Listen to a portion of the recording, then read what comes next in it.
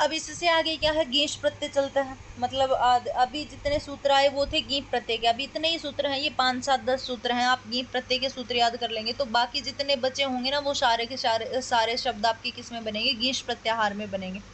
अब पहला सूत्र है गेंश प्रत्याहार का, कहते हैं वो तो गुणवचनात्। ये कहते हैं कि व और अत जिसकी उपधा में हो और गुणवचनवाची हो, मतलब ऐसा शब्द व जिसकी उपधा में है या व जिससे अत हो रहा वत हो रहा हो और गुणवाची शब्द हो, ऐसे से क्या होता है, गेंश प्रत्यय हो जाता है। जैसे मृदु शब्द है, मृदु शब्द है, मृदु की जगह ऊ की जगह वह हो रहा है, मतलब वत बन रहा है, और ऐसे में गेंश प्रत्यय लगाएंगे तो क्या बन जाएगा, मृद्वी बन जाएंगे। मृद्वी क्या होता है, मीठा, और मीठा क्या होता है, एक गुण होता है, ठीक है।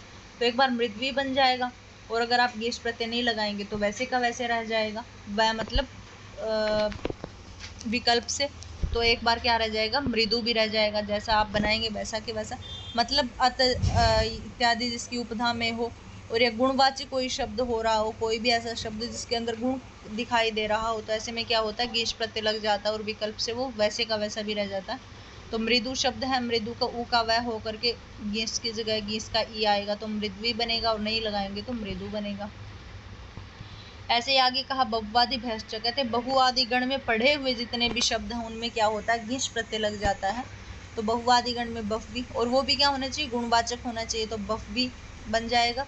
और विकल्प से आप गेंश प्रत्यय नहीं लगाएंगे तो क्या बन जाएगा, आपका बहु शब्द भी रह जाएगा, ठीक है। उससे अगला सूत्र है, कहते कृत इकारांत तिन।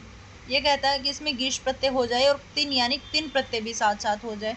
एक बार गेंश प्रत्यय भी विकल्प से हो जाए और एक बार तीन प्रत्यय भी विकल्प से हो जाए। कृत इत्यादि शब्द हो, कृदंत शब्द हो। कृदंत शब्द क्या होता है, धातु के पीछे अगर तव्य तव्या नियर इत्यादि प्रत्यय लगते हैं, तीन इत्यादि प्रत्यय लगते हैं, वो क्या होते हैं, कृदंत प्रत्यय होते हैं। तो उसमें क्या कहता है कि ऐसे शब्दों से बने हुए जो शब्द होते हैं, ऐसे प्रत्ययों से बने हुए शब्द होते हैं, उनमें क्या लग जाता है, गेंश प्रत्यय लग जाता है और तीन प्रत्यय भी। तो आप गेंश प्रत्यय लगाएंगे तो रात्र शब्द से गेंश प्रत्यय लगाएंगे तो रात्रि बनेगा, बड़ी इकारांत बनेगी।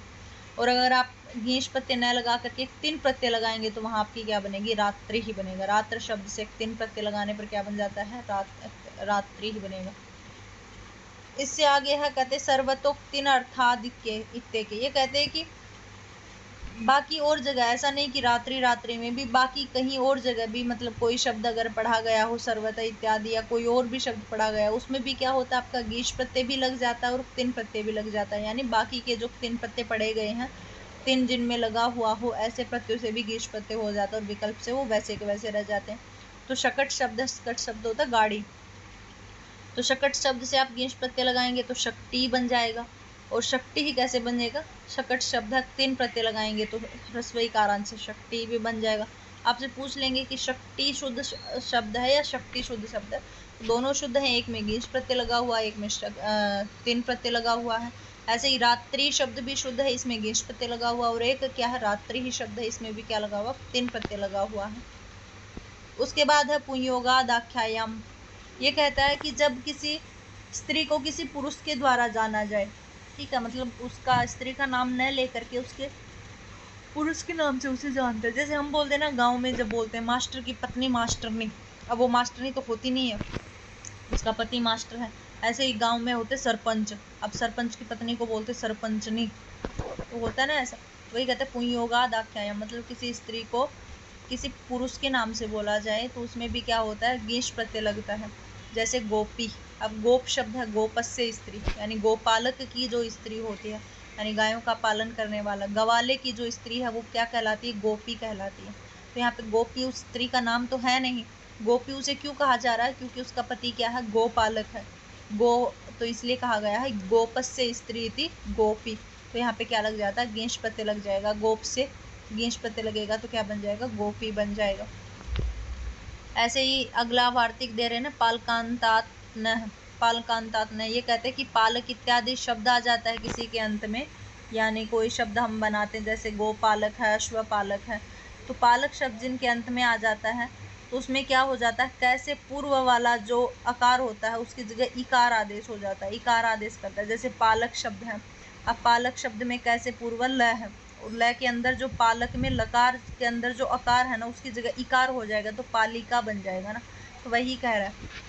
और आगे कह रहा है कि प्रत्यस्थात कात पूर्वस्य अत इद आप्य सुपह, यही सूत्र कहता है कि मतलब कि जो भी प्रत्यय इत्यादि हैं उससे पूर्व में जो क आता है और कैसे पूर्व में जो अत होता है उसकी जगह क्या हो जाता है, इकार आदेश हो जाता है और टाप प्रत्यय हो जाता है। जैसे ऊपर तो क्या है, नॉर्मल अगर आप किसी पुरुष की स्त्री को, पुरुष के नाम से उसकी स्त्री को बोलना चाहते हैं तो गेश प्रत्यय होता है, और अगर वैसे नहीं बोलना चाहते तो पालक इत्यादि, मतलब सीधा पुरुष के ही बारे में बात कर रही हो, जैसे हम बोलते हैं कि गोपालक है, गाय पालने वाला है। ऊपर तो क्या कहा था, गोपालक की स्त्री है, यानी गवाले की स्त्री गोपी है, लेकिन हम किसी सीधे गोपालक को कह रहे हो, गोपालिका को कह रहे हो, तो वहां क्या हो जाता है, टाप प्रत्यय हो जाता है। तो गोपालक शब्द है, गोपालक से टाप प्रत्यय लगेगा तो गोपालका बन जाएगा, और इस सूत्र से क्या हो जाएगा, इकार आदेश हो जाएगा तो गोपालिका, ऐसे ही अश्वपालिका, ऐसे ही सर्विका, ऐसे ही कारिका इत्यादि शब्द बन जाएंगे। ठीक है, अगला सूत्र है, कहते हैं इंद्र वरुण भव शर्व रुद्र मृड हिम अरण्य यव यवन मातुलाचार्याणाम आनुक। ये आनुक आगम करता है, गेंश प्रत्यय तो करता ही करता है, साथ साथ में आनुक आगम करेगा। अब आनुक आगम करेगा तो क का लोप हो जाएगा, ऊ का लोप हो जाएगा, बचेगा केवल मात्र आन, आन बचता है आनुक में। तो इंद्र शब्द हो, वरुण शब्द हो, भव शब्द हो, सर्व शब्द हो, रुद्र शब्द हो, मृड शब्द हो, हिम शब्द हो, अरण्य शब्द हो, यव शब्द हो, यवन शब्द लिखा गया हो, मातुल शब्द हो या आचार्य शब्द हो, इनसे क्या हो जाता है, साथ साथ अनुक प्रत्यय, अनुक का आगम हो जाता है और साथ साथ क्या हो जाता है, गेंश प्रत्यय भी हो जाता है। जैसे इंद्र शब्द है, इंद्र शब्द से आप आनुक प्रत्यय लगाएंगे तो इंद्रान बच जाएगा, क्योंकि कै का और ऊ का लोप हो जाएगा आनुक से, तो आन बचेगा। इंद्र से आनुक का आगम होकर इंद्रान बनेगा, न का न हो जाएगा, इंद्राण बन जाएगा, और गीश का ई लग करके क्या बन जाएगा, इंद्राणी बन जाएगा। ऐसे ही वरुण शब्द है, वरुण शब्द से आनुक का आगम करेंगे तो वरुणान बन जाएगा, और गेंश प्रत्यय से ई करके क्या बन जाता है, वरुणानी बन जाता है। ऐसे ही भव शब्द है, भव से आनुक होगा तो भवान, और गेंश प्रत्यय का नेम भवानी बनेगा। सर्व शब्द से आनुक करेंगे तो सर्वाण बन जाएगा, और गेंश प्रत्यय का ई होकर के सर्वाणी बन जाएगा। ऐसे ही रुद्र से आनुक का आन बच करके रुद्रान बन जाएगा, और गेंश प्रत्यय का ये रुद्राणी बन जाएगा। ऐसे ही मृड शब्द से अनुक प्रत्यय करके मृडान बनेगा, और गेंश का ये जुड़ करके क्या हो जाता, मृडानी बनेगा। तो ये तो सारे सिंपल बनते हैं। इंद्र से गेंश प्रत्यय किया, इंद्राणी बन गया, वरुण से गेंश प्रत्यय किया, वरुणानी बन गया, भव से भवानी बन गया, सर्व से सर्वाणी बन गया, रुद्र से रुद्राणी बन गया, और मृड से मृडानी बन गया। यहाँ तक के शब्द तो है नॉर्मल बनते हैं कि गेंश प्रत्यय लग गया, लेकिन आगे कुछ वार्तिक है, जैसे सूत्र में पढ़ा गया ना ऊपर, हिम अरण्य यव यवन मातुलाचार्याणाम आनुक, ये सूत्र तो यहाँ तक पढ़ दिया, लेकिन आगे कह रहे हैं कि हिम अरण्योर महत्व। ये कहते हैं कि हिम शब्द का आप प्रयोग करेंगे और अरण्य शब्द का आप प्रयोग करेंगे, वो किस अर्थ में करेंगे, महत्व अर्थ में करेंगे, महत अर्थ में करेंगे, आधिक्य अर्थ में करेंगे। तो आपसे पूछा जाता है, जैसे आप बोलेंगे हिमानी शब्द है, हिमानी आप बोलेंगे तो आपसे पूछ लिया जाएगा किस अर्थ में प्रयोग हुआ है, तो आपका महत अर्थ में, क्योंकि वार्तिक कहता है कि हिम और अरण्य शब्द का आप जहाँ कहीं भी प्रयोग करेंगे वो किस अर्थ में होगा, आपका महत अर्थ में होगा। तो क्या बन जाता है, महत हिमम इति हिमानी बन जाएगा, बनेगा। ऐसे ही हिम शब्द है, आनुक का आन हो जाएगा, गेंस का ई, हिमानी बनेगा, लेकिन महत अर्थ में बनेगा। आपसे अगर इसका व्युत्पत्ति अर्थ पूछे तो आप क्या बोलेंगे, महत हिमम इति हिमानी, आपसे यही पूछा जाता है। यहाँ पे हिमानी आकर के आप ये नहीं पूछेंगे कि गेंश प्रत्यय लगा है या गेंश प्रत्यय लगा हुआ है, ये तो आप बता ही देंगे कि गेंश प्रत्यय यहाँ पे लगा हुआ है, लेकिन इसकी व्युत्पत्ति यानी इसका जो लौकिक विग्रह है वो क्या है, तो आप बताएंगे महत हिमम इति हिमानी। ठीक है, ऐसे ही अरण्य शब्द है, अरण्य से आनुक करेंगे तो अरण्यान बन जाएगा, गेंश प्रत्यय करके क्या बन जाएगा, अरण्यानी बन जाएगा। ये तो आपका शब्द बना, लेकिन ये किस अर्थ में बना, आपसे लौकिक विग्रह पूछेंगे तो आप क्या बताएंगे, महत अरण्यम इति अरण्यानि। तो यहाँ इन दोनों के सामने ये जो महत शब्द है ना, ये इंपॉर्टेंट है, ये आपको ध्यान में रखना है कि जहाँ कहीं आप हिम शब्द का प्रयोग कर रहे हैं, अरण्य शब्द का प्रयोग कर रहे हैं, वहाँ आप बिना महत शब्द के ये प्रयोग नहीं कर सकते। इसलिए महत हिमम इति हिमानी, महत अरण्यम इति अरण्यानि, ये अरण्यानि शब्द एक बार आया हुआ है, ठीक है, और लौकिक विग्रह ही आया था इसका कि अरण्य का लौकिक विग्रह बताइए। अब उससे आगे क्या कह रहे हैं कि यवाद दोष है, ये कह रहे हैं कि यव शब्द का अगर आप कहीं प्रयोग करें, यव शब्द आपने सूत्र में पढ़ा ना ऊपर, मृड हिमा अरण्य यव यवन मातुलाचारण, तो यव शब्द, तो कहते हैं कि यव शब्द का आप कहीं भी प्रयोग करेंगे तो किस अर्थ में करेंगे, दोष अर्थ में वहां पर प्रयोग करेंगे, तो बनेगा तो यव शब्द से यवानी ही, मतलब यव शब्द है, आनुक का आन बच जाएगा और गेंश का ई होकर के यवानी बन जाएगा, लेकिन किस अर्थ में बनेगा, तो क्या बनाएंगे आप लौकिक विग्रह में, दुष्टो यवो इति यवाने, ये दुष्ट अर्थ में, दोष अर्थ में बनेगा। आपसे पूछा जाएगा यवानी जो शब्द बना वो किस अर्थ में है, तो आप बताएंगे दुष्ट अर्थ में, यानी दोष अर्थ में। और कौन से वार्तिक से, यवाद दोषे वार्तिक से गीश प्रत्यय लग जाता है, तो दुष्टो यवो इति क्या बन जाता है, यवानी। और उससे आगे था यव, यवन, यवन शब्द था। कहते यवना नाम लिप्याम, ये कहते कि यवन जो शब्द है वो आपका हमेशा किस अर्थ में प्रयोग होगा, लिपि अर्थ में प्रयोग होगा। यवनों की लिपि, जैसे हमारी देवनागरी है वैसे यवनों की लिपि यवनानी है। तो यवनानी शब्द तो अब सीधा सीधा बनेगा, यवन शब्द है, आनुक का आन लग जाएगा, यवनान बन जाएगा, और गीस का ई बन करके यवनानी बन जाएगा। लेकिन लिपि अर्थ में कैसे होता है, तो यवनानाम लिपि इति यवनानी, ये शब्द बन जाता है। ठीक है। उसके बाद में कहा मातुल उपाध्यायोर अनुग्वा, ये कहते हैं कि मातुल और उपाध्याय जो शब्द हैं उसमें क्या हो जाता है, आनुक का आगम हो भी जाता है और नहीं भी होता। आप दोनों तरीके से बना सकते हैं। ऊपर सूत्र में तो क्या कहा था, इंद्र वरुण भव सर्व रुद्र मृड हिम अरण्य यव यवन मातुल आचार्याणाम, कि मातुल और आचार्य शब्दों के साथ भी आनुक प्रत्यय जुड़ता है।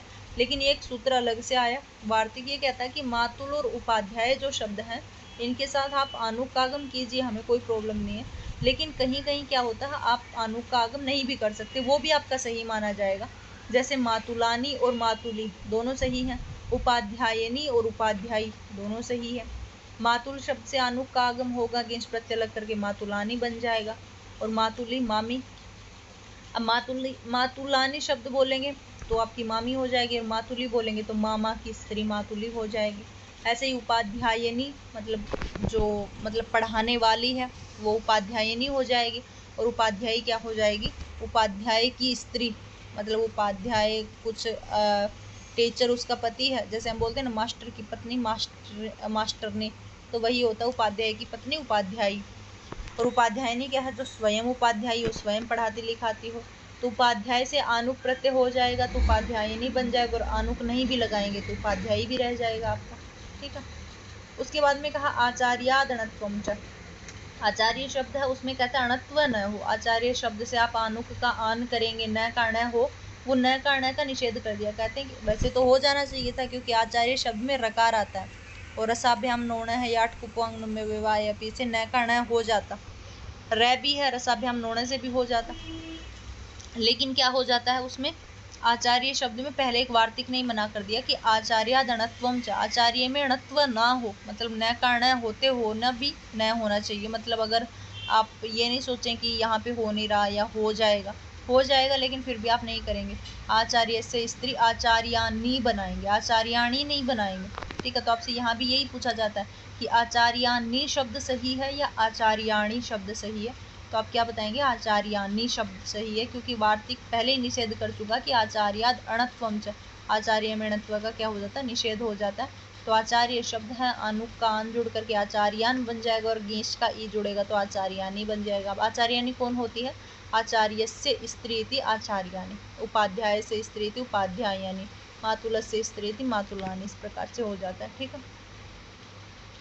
अब इससे आगे वाला सूत्र कहते हैं अर्य क्षत्रिय भ्याम व स्वार्थ। ये कहते हैं कि अर्य शब्द हो और क्षत्रिय शब्द हो, ये दोनों शब्द अगर स्व अर्थ में आ रहे हों, स्वार्थ में मतलब स्व अर्थ, अपने आप को कहने के अर्थ में आ रहे हों, तो गीश प्रत्यय भी हो जाता है, और वाह मतलब विकल्प से वहाँ पे टाप प्रत्यय भी हो जाता है। तो अर्य शब्द से आनुक का आन जुड़ेगा, अर्यान बन जाएगा, और गीश प्रत्यय का ई जुड़ेगा तो अर्यानी बन जाएगा। और अगर अपने मतलब गीस प्रत्यय नहीं लगाएंगे तो उस अर्थ में क्या बन जाएगा, अरिया भी बन जाएगा।